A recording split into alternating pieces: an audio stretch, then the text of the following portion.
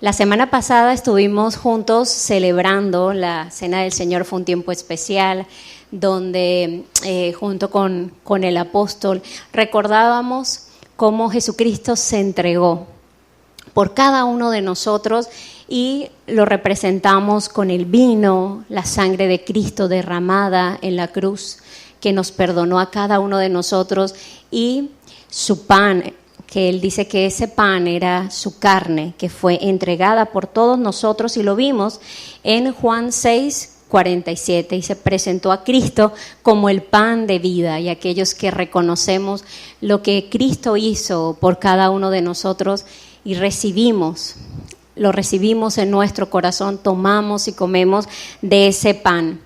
En el capítulo 6, Juan, capítulo 6, versículo 51, él expresaba que Jesús les estaba hablando a los discípulos y también a los judíos que él era el pan vivo que descendió del cielo, y que si alguno comía de este pan, viviría para siempre. Y el pan, dice Jesús, que yo les daré es mi carne, la cual yo daré por la vida del mundo. El versículo 63, ahí cerró este tema en esta parte y decía: el espíritu es el que da vida, la carne para nada aprovecha. Las palabras que yo os he hablado son espíritu y son vida. Entonces Jesús estaba hablando con los judíos, con sus discípulos, y les decía la importancia que pudieran entender que él había venido para ofrecer su vida y que su carne iba a ser entregada, pero que aquellos que comieran de esa carne vivirían para siempre, y estaba hablando de la vida eterna. Y quiero invitarles para que vean qué pasó después de ese momento. Acompáñenme en Juan capítulo 6, en el versículo... Ustedes me van a acompañar en el 66. Fíjense que Jesús le dijo: pero yo sé que algunos de ustedes no creen. Y esto lo dijo porque desde el principio sabía quiénes no creían en él, y también allí estaba Judas, quien lo iba a traicionar.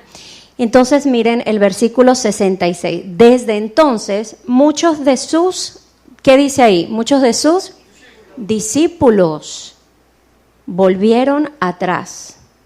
En otras versiones dice, le volvieron la espalda, ¿ok? Y dice, y ya no andaban con él.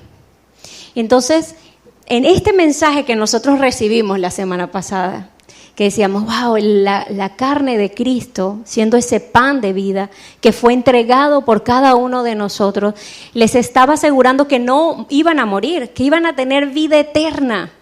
Y dice que muchos de sus discípulos se volvieron atrás, le dieron la espalda y ya no seguían andando con él. Entonces, estudiando la palabra, yo decía, Señor, ellos estaban contigo, eran tus discípulos, pero te dieron la espalda y decidieron no seguir en ese camino. ¿Por qué? Y les voy a nombrar varios aspectos por los cuales desisten del camino o le dan la espalda al Señor. Primero, aquellos que se volvieron atrás no creían en el Señor, o sea, había incredulidad. ¿Y qué hace la incredulidad? La incredulidad no te permite ver, no te permite experimentar la gracia, el favor, la promesa de Dios. O sea, la incredulidad en ellos fue su obstáculo. Otros son espectadores. Muchos de los seguidores les gustan los milagros. Les gusta ver el poder de Dios, las cosas sobrenaturales, y ellos estaban ahí y seguían a Jesús porque les gustaba ver los milagros. Decían, espérate que va a multiplicar el pan y de aquí de una vez comemos. El pan, los peces, o veían que a muchos les daba vista, aun cuando estaban ciegos, y les gustaban los milagros. Pero ¿saben cuál es el mayor milagro que podemos ver? El mayor milagro es tu vida y es mi vida, siendo transformada por el poder del Espíritu Santo. Ese es el mayor milagro. Así que de ahora en adelante, en lugar de decir, porque muchas veces decimos, ay Señor, yo quiero ver un milagro, dile gracias Señor porque yo soy un milagro. porque tú me has transformado, porque tú me has dado vida y vida eterna. Y el ver mi vida cada día que se parece más a ti, eso ya es un milagro, ¿sí o no? Y sobre todo muchos hasta de repente los esposos o las esposas digan, sí, es un milagro, mi esposa es un milagro porque el Señor me la cambió, o al revés, ¿sí o no? Entonces usted agradezca por ese milagro que es usted mismo. Otros tenían razones incorrectas para seguir a Jesús. A medida que ellos iban escuchando sus palabras y que iban viendo el camino, ¿cómo es eso de que el Señor está hablando de que va a haber tribulaciones, va a haber problemas, o que tenemos que dejar cosas, yo no quiero dejar nada? Y al parecer ya no les estaba interesando tanto como antes, o no les favorecía. Porque la palabra de Jesús, acuérdense que Jesús estaba hablando de muerte y que Él iba a entregar su vida, estaba hablando de sacrificio, estaba hablando de servicio, de humildad. Y ellos decían, no, que era el rey. Yo pensé que si andaba con Él iba a disfrutar de ese reinado y se va a morir. Entonces muchos que empiezan a seguir a Cristo son obstaculizados por la incredulidad, porque eran simplemente espectadores o porque tenían razones incorrectas. Otros buscaban la gloria física. Fíjense que la palabra dice que muchos gobernantes no declaraban que creían en Jesús porque tenían temor a que los fariseos los echaran de las sinagogas.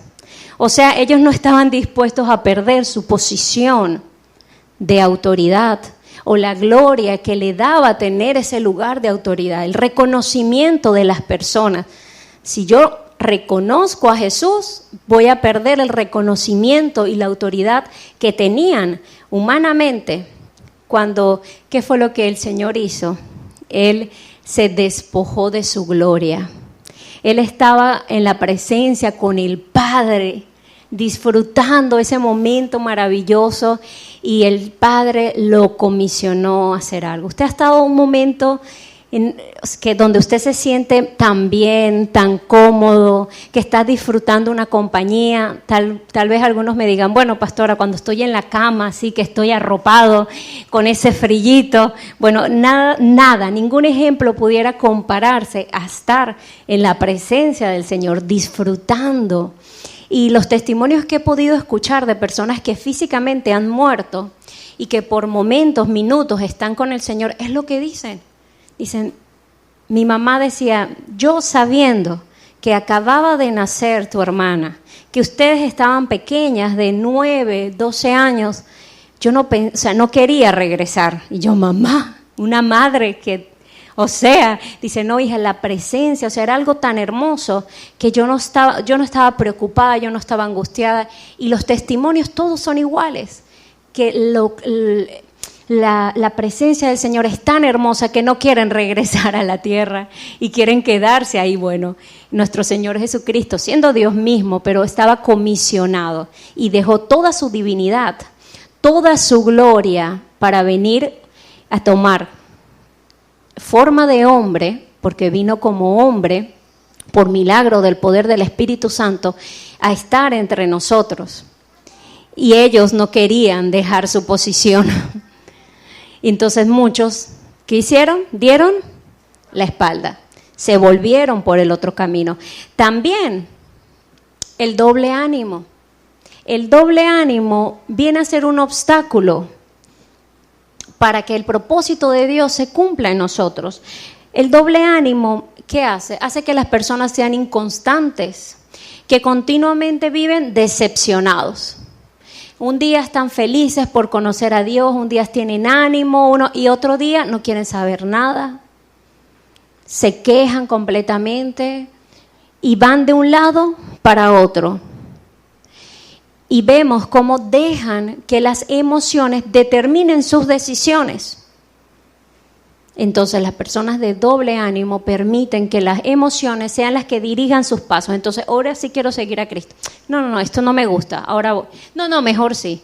Entonces es un obstáculo para poder llegar a ese destino.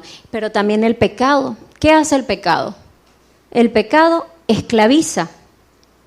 Y cuando hay una persona que es esclava, ¿Tiene libertad de ir a donde quiera? No. El esclavo no podía dirigirse a donde quería, tenía que quedarse ahí. Pero este pecado que hace se enseñorea de nosotros. Y muchos dicen, Señor, yo quiero seguirte, pero no quiero dejar el pecado. No me puedo llevar todas las cadenas y todo, intentar seguirte. Pero ¿qué vino a hacer Cristo? Cristo vino a libertarnos. Por eso es que no puedes llevarte todas esas cadenas, porque en Cristo hay libertad. Pero para ello se necesita decisión. Y no hay nada imposible, sea cual sea la situación que tú estés viviendo, todo lo puedes en Cristo que te fortalece. Para seguir ese camino firme y no dar la espalda, sino avanzar. Jesús tenía una meta y la meta de Jesús era el cumplir el propósito por el cual Él había sido enviado. La meta de Jesús era restaurar el plan original de su Padre, el plan original de Dios. Y es que tú y yo pudiéramos volver a tener una comunión con Él, una relación. Y eso solamente podía ocurrir a través del sacrificio de Cristo. Por eso decimos que cada uno de nosotros somos redimidos. Y esta palabra, redimidos, yo fui redimido, viene precisamente de esos tiempos de la esclavitud. Cuando alguien era esclavo, para poder comprar su libertad, se tenía que pagar un alto precio. Pero era tan alto que los pobres esclavos, pues por generaciones vivían en esclavitud.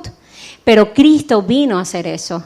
Él vino a pagar el precio por cada uno de nosotros para perdonarnos de todos nuestros pecados, aunque nosotros no lo merecíamos. Él lo vino a hacer y no es por mérito humano, no son por nuestros esfuerzos. Y muchos enseñan eso, es que tú tienes que hacer esto, tú tienes que hacer esto cual, tú tienes que pagar esto, y enseñan y confunden a las personas, pero es que Cristo fue el que pagó el precio por cada uno de nosotros, nos redimió, nos justificó, que significa que hemos sido declarados justos delante del Padre, y nos santificó, que es apartados para Dios, pero apartados para buenas obras, apartados de ese camino que nos llevaba a la muerte, apartados de ese camino que nos alejaba de Él para permanecer en su camino. Entonces, fíjense, les voy a contar, vamos a ir a la palabra, vamos a ir a estudiar en Juan, capítulo 14, pero quiero contarles qué había pasado en este momento. Quiero que se imaginen qué estaba sucediendo. Desde el capítulo 13, Jesús empieza a tener un tiempo especial y despedirse de sus discípulos.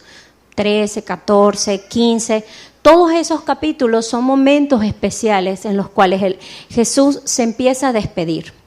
Anteriormente, en el 13, ocurre una escena maravillosa donde Jesús tiene un acto de servicio y lava los pies a sus 12 discípulos. Esa historia es hermosa, pero esa no es la que les voy a compartir hoy.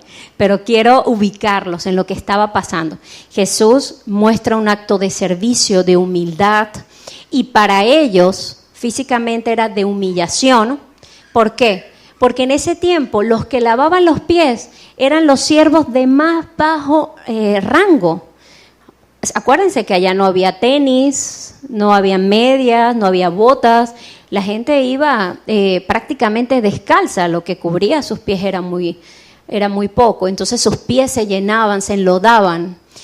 Y el siervo de menor rango era el encargado de limpiar la tierra, los excrementos, todo antes de que alguien entrara a una casa. Cuando sus discípulos vieron que Jesús iba a hacer eso, dijeron, no, tú no puedes hacer eso. Pero no les voy a contar de esa historia, así que el caso es que había ocurrido ese acto de humildad, de servicio, de amor. Después de eso, dice la palabra que el Señor se entristece y les dice que uno de ellos le iba a traicionar y le entrega un bocado a aquel que lo iba a traicionar, Judas, y le dice, ve a hacer lo que tienes que hacer. Judas se va, muy obediente él, a traicionar y se queda con los 11. Y vamos a ver qué pasa aquí. Este es el capítulo 14. Es un momento íntimo, están en un aposento alto, una habitación alta, y él sabe que es el momento de despedirse. Quiere hablar a sus corazones y quiere confortarlos emocionalmente y espiritualmente, sabía que sus discípulos iban a ser sacudidos, que iban a ser, que iba a haber confusión, temor, dolor, que iba a haber tristeza, y Jesús sabía lo que ellos iban a sufrir. Por eso les quería hablar a su corazón y apoyarlos. Y es que Jesús, con toda autoridad y comprensión, podía hablar, porque Él sabía y Él había también pasado por ese sufrimiento. Juan 14, versículo 1. Inicia Jesús diciendo así: no se turbe vuestro corazón. Creéis en Dios, creed también en mí. No se turbe. Lo primero que Él les está diciendo es: no se turben, no se vayan a angustiar, no vayan a tener temor, pero me tengo que ir. Antes de decirles que se tenía que ir, le dijo: ¿usted no le ha pasado que a veces quiere hablar con alguien algo importante, pero antes empieza a dar esas palabras como para animar, como para después ir al grano? Bueno, cuando yo empiezo así a hablar a ese corazón con mi hija, me dice: mamá, ¿vas con todo esto a algún lugar? Y yo: niña, sí, princesa, voy con todo esto a un lugar. Y el Señor dijo: no se angustien, no se preocupen. ¿Creen en Dios? Crean también en mí. Me tengo que ir. Tengo que ir a la casa del Padre para prepararles una morada, o sea, una casa, una habitación, hablando en estos tiempos, una mansión, un penthouse. Tengo que ir a prepararles una casa. Pero dice en el versículo, dice: y si me fuere, versículo 3, y si me fuere y os prepare el lugar, vendré otra vez y os tomaré a mí mismo, para que donde yo estoy, vosotros también estéis. Y Jesús le dice: y sabéis a dónde voy y sabéis el camino. O sea, es una afirmación. Jesús les dijo: no se angustien, me voy a ir, tengo que ir al Padre, voy a preparar un hogar celestial, pero los voy a venir a buscar. Está hablando del arrebatamiento de sus santos. Dice: pero ustedes conocen a dónde voy y conocen el camino. Y en ese momento habla Tomás. Tomás se caracterizaba por su sinceridad, porque él no iba con rodeos, él le gustaban las pruebas, él iba directo, él le gustaba esas definiciones precisas. Entonces el Señor está en ese momento íntimo y miren lo que le contesta a Tomás: Señor, no sabemos a dónde vas, ¿cómo pues podremos saber el camino? ¿Qué estás hablando, Señor? ¿A dónde tú vas a ir? ¿Y cuál es el camino? ¿Cómo vamos a ir a ti? Y así se titula la enseñanza de hoy. Vamos a ver este versículo, el versículo 6, acompáñenme los que tienen Biblia, dice: Jesús le dijo: yo soy el camino, la verdad y la vida. Nadie va al Padre si no es por mí. La semana pasada vimos a Jesús como el pan de vida y que sus palabras eran espíritu y vida. Hoy estamos viendo a Jesús como el camino, el único camino al Padre. Él es el camino que tú y yo tenemos que seguir, no existe otro. Él es la verdad de Dios. Jesús es la verdad en la cual yo debo de creer.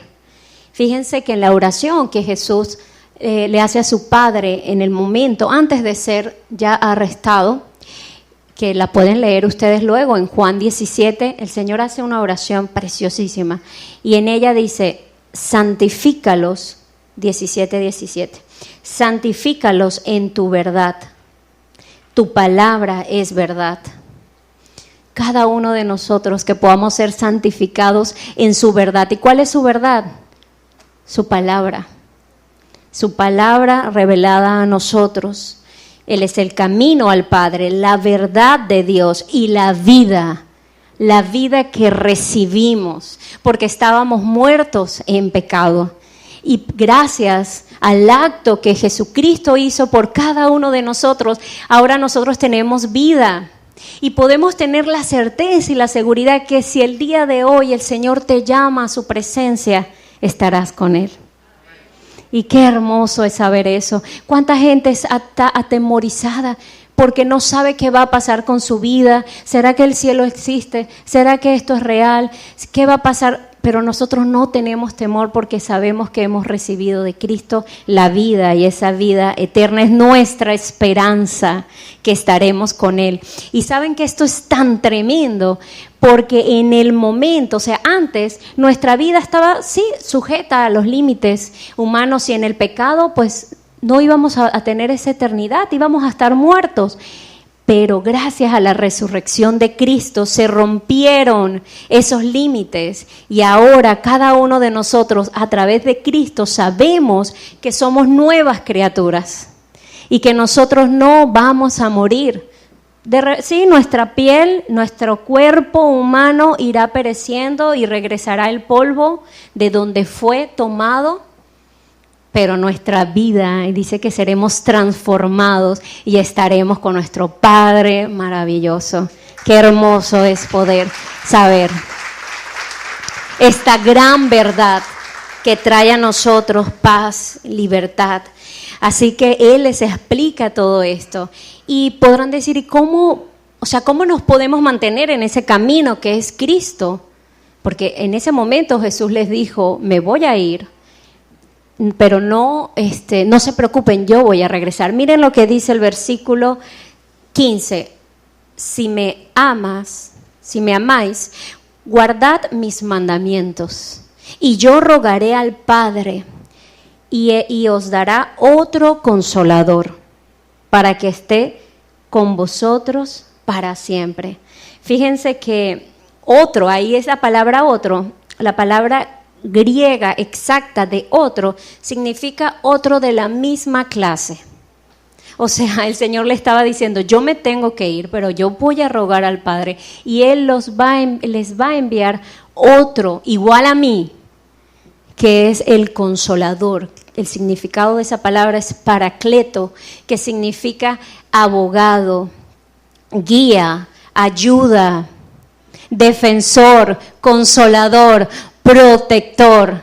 Y dice que va a estar contigo para afrontar cual sea la situación que tú vayas a vivir. Entonces, el Señor por eso les dijo, no tengas temor, porque aunque yo me voy, va a estar el Consolador para que te mantengas en ese camino. Y me acordaba de un sueño que tuve hace muchos años, y en este sueño yo creí que era algo real, porque hay veces que nosotros sabemos que estamos soñando, ¿cierto? Y uno sabe conscientemente que estás en el sueño, a veces hasta te quieres despertar o lo que sea. Pero en este sueño, pues yo creí que era una realidad. Y yo me acuerdo que estaba aquí en la isla, en una parte por la redoma de la isla, y vi una gran ola, pero una ola tan enorme, y yo dije, ay, ya estamos en una isla, en la ola, o sea, no, nos hundimos todos. Fue así, volteé, vi a la gente, la familia, pero la ola era enorme y se levantaba como frente de mí. Pero son esos momentos que uno siente que son como los últimos, antes de tu muerte, así lo sentí. El caso es que la ola, y yo dije, ¿de dónde me agarro? Porque estaba como en medio de la calle, como para sujetarme de algo. No tenía nada de sujetarme. Y esa ola se levantó y estalló, o sea, se rompió sobre mí, pero yo no me moví. Y en instante cambió la escena y empecé a ver lava de fuego que se iba formando y venía hacia mí. Yo dije, Dios mío, ¿qué pasó aquí? La ola, ahora el fuego. Y yo busco y veo como una tablita, como una balsita de madera, pero tan frágil, ¿sabes? Que la lava, ¡puf!, o sea, consume todo. Pero yo me monté, o sea, yo me subí y vi como la lava, o sea, venía sobre de mí y pasaba y no me quemaba. Yo me desperté angustiada. Yo dije, Dios mío, ¿será que va a pasar algo en la isla? Después dije, ok, no. Después de que pasaron ciertos sucesos que me ocurrieron, entendí que el Señor en ese momento me estaba avisando que me iba a tocar pasar por, como dice en Isaías, pasarás, vendrán los ríos, pero no te ahogarás, ¿verdad? No te abnegarás, que significa ahogar, pasarás por fuego y no te quemarás, su llama no arderá en ti. Y es que cuando el Espíritu Santo, ese consolador, esa promesa, está en cada uno de nosotros, no importa lo que vaya a venir, mientras nosotros seguimos en obediencia al Señor, en ese camino firme, podrán pasar las aguas, el fuego, pero nada te va a mover de ese camino, nada va a hacer que tú retrocedas, sino que vas a tener la plena convicción en tu corazón de que no estás solo, que Dios está contigo y que estás haciendo lo correcto. Así que si estás pasando por una prueba o una situación, tú confía en tu corazón y di gracias, Señor, porque tú estás conmigo y nada me va a mover de tu camino, porque tú, Cristo, eres el camino que yo he decidido vivir y pase lo que pase.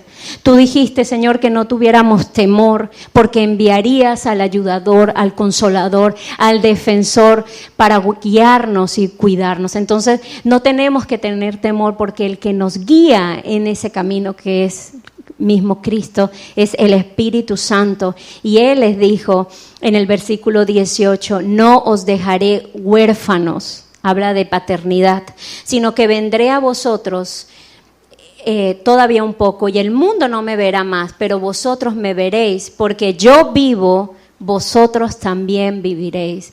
Entonces el Espíritu Santo en nosotros nos recuerda y nos da esa identidad y nos hace disfrutar de esa paternidad.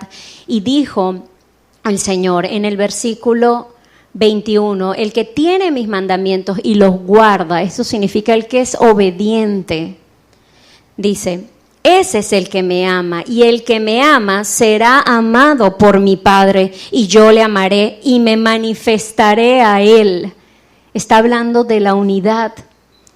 ¿Se acuerdan la oración que Jesús les dijo? Igual, la oración final en el capítulo 17, cuando Jesús habló al Padre, le dijo, Señor, yo en ellos, y tú en mí, para que sean perfectos en unidad y el mundo conozca que tú me enviaste y que los has amado a ellos como también a mí me has amado. Entonces el Señor quiere recordarnos que no estamos solos, que sigamos avanzando en este camino. Si es un camino de fe y van a pasar situaciones, pero Él nos recuerda que no estamos solos, que tenemos al ayudador, al consolador y que no somos huérfanos, porque Él es nuestro Padre y Él es el que mora en nosotros, porque dice, el que me ama, mi palabra guardará y mi Padre le amará y vendremos a Él y haremos morada. Entonces no estamos solos, sino que Él está con nosotros.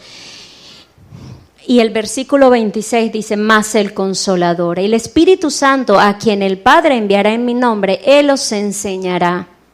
O sea que tenemos un maestro, tenemos un guía, el mejor maestro. Y Él dice, Él os enseñará todas las cosas y os recordará todo lo que yo les he dicho. Miren qué hermoso, versículo 27. La paz os dejo, mi paz os doy. Yo no os la doy como el mundo la da. No se turbe nuevamente, no te angusties, no se turbe tu corazón, ni tengas miedo. ¿Saben qué? Esta paz que Él prometió darnos mientras caminemos en su camino, no es una paz que depende de las circunstancias, no es una paz que depende de lo exterior o de las personas que nos rodean. Esta paz es una paz sobrenatural que el Señor prometió para ti y para mí. Y es una paz que descansa en la confianza de saber quién es Dios. La paz que Él te entregó es una paz que descansa en la confianza de saber quién es Dios. Un Dios de poder, de misericordia, de amor. Y esta paz tú y yo debemos de creer y atesorarla y reclamarla y decir: Señor, tú prometiste darme tu paz, y esta paz no depende de lo que esté pasando, de lo que esté sucediendo. Es una paz sobrenatural de saber, Señor, que tú moras en mí y que no estoy solo, y que venga lo que venga, juntos lo vamos a enfrentar, juntos lo vamos a pasar.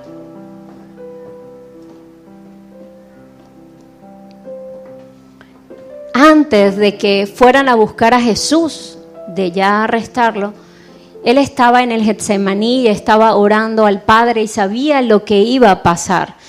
Estaba angustiado por lo que iba a ocurrir, pero en ningún momento él pensó en dejar de hacer la voluntad del Padre. Y sus palabras fueron: Señor, que no se haga mi voluntad, sino la tuya. Y esa es la oración que siempre tiene que haber en nuestro corazón. Señor, yo creo que tú eres el camino, eres la verdad y la vida, y yo decido someter mi voluntad a tu voluntad. Que seas tú el que guíes mis pasos, Señor. Y yo te invito a que te pongas de pie en este momento y que podamos orar al Padre. Proverbios 14:12 dice: hay camino que al hombre le parece perfecto, pero su fin es camino de muerte. No seas sabio, Proverbios 3:7, en tu propia opinión. Teme a Jehová y apártate del mal. Hoy, Señor, nos presentamos delante de ti primeramente para darte las gracias. Gracias, Señor, porque no somos huérfanos. Gracias porque tú, Señor, nos recibiste como hijos, nos adoptaste, Señor.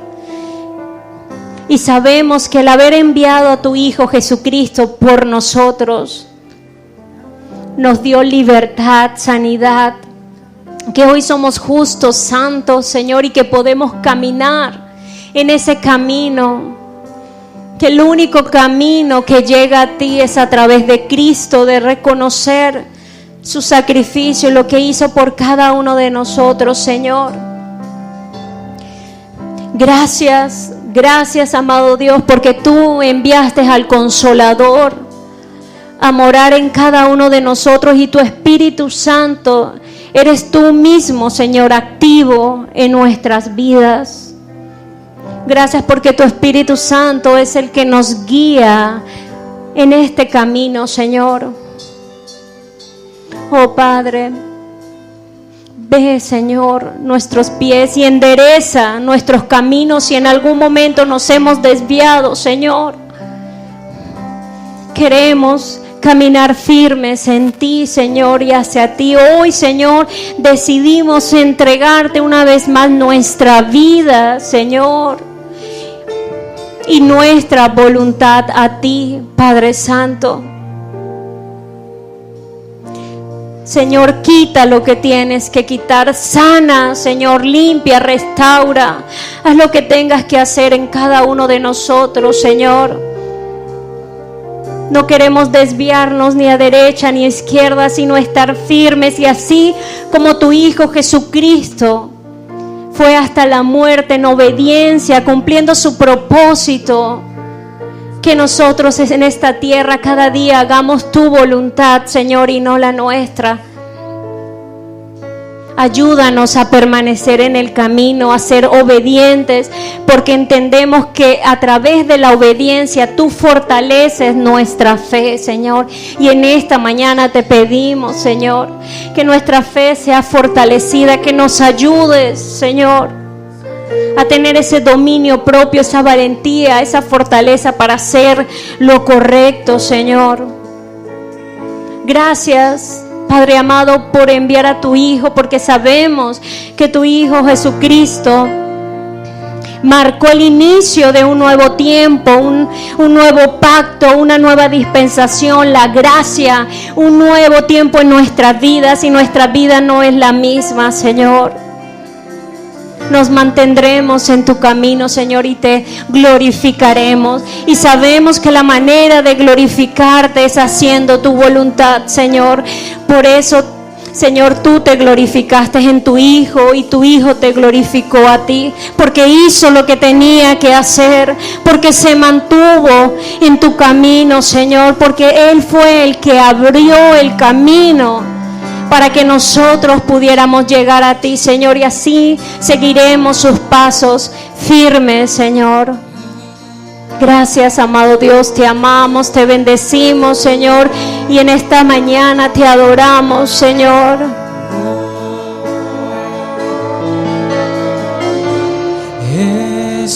Hola, Dios te bendiga. Nos gustaría poder saber más de ti y poder acompañarte en tu crecimiento espiritual. Por favor, escríbenos al número que ves en pantalla y con muchísimo gusto te estaremos contactando. Que Dios te bendiga.